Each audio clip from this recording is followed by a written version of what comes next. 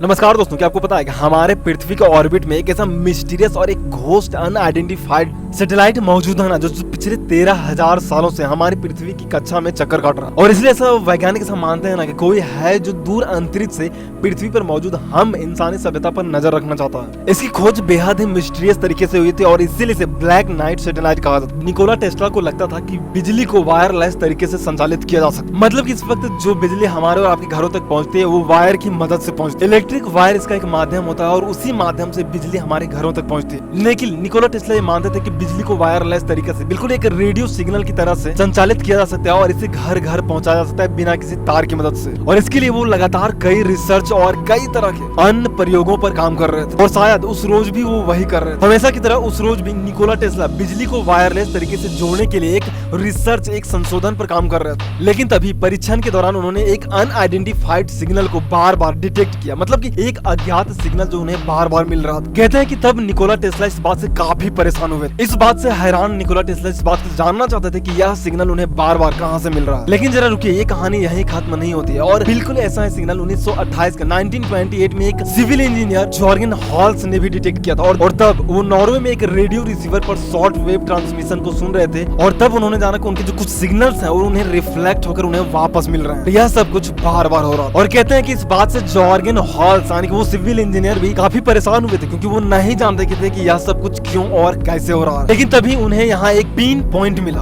और उन्होंने इस बात को गौर किया कि उनकी जो सिग्नल का जो इको है वो 5 से 15 सेकेंड के बीच रिफ्लेक्ट होकर बार बार वापस आ रहा था। इस मिस्टीरियस सिग्नल के रहस्य की गुत्थी अभी सुलझ भी नहीं रही थी कि एक बार फिर से 1930 में कुछ प्रयोगों के दौरान इसी सिग्नल के रिफ्लेक्शन को एक बार फिर से डिटेक्ट किया गया। वैज्ञानिक इन तमाम घटनाओं से काफी ज्यादा हैरान और शायद डरे भी, क्योंकि इसका कोई वैलिड कारण नजर नहीं आ रहा। लेकिन फिर भी उनके सामने सारी घटनाएं हो रही थी और अंततः इन्हीं सब घटनाओं ने अंतरिक्ष में पृथ्वी के ऑर्बिट में एक ब्लैक नाइट सैटेलाइट की अवधारणा को जन्म दिया। मतलब कि पृथ्वी के ऑर्बिट में चक्कर काट रहा है एक ऐसा घोस्ट सैटेलाइट जो कि पूरी तरह से अनआइडेंटिफाइड है, जिसके बारे में पृथ्वी पर किसी को भी कुछ भी नहीं पता। और फिर यहीं से इस बात की चर्चा शुरू हुई कि अंतरिक्ष में मौजूद यह ब्लैक नाइट सैटेलाइट यानी कि एक घोस्ट सैटेलाइट चीज क्या है। यह सब कुछ, यह पूरी की पूरी अवधारणा तब तक एकमात्र थ्योरीज थी, क्योंकि तब तक हमने इसे बिल्कुल भी नहीं देखा था और न ही तब तक हमारे पास सैटेलाइट टेक्नोलॉजी जैसी कोई चीज मौजूद थी। मतलब कि यह सारी घटनाएं तब हो रही थी ना जब पृथ्वी पर मौजूद किसी भी देश के पास सैटेलाइट टेक्नोलॉजी जैसी कोई भी चीज मौजूद ही नहीं थी।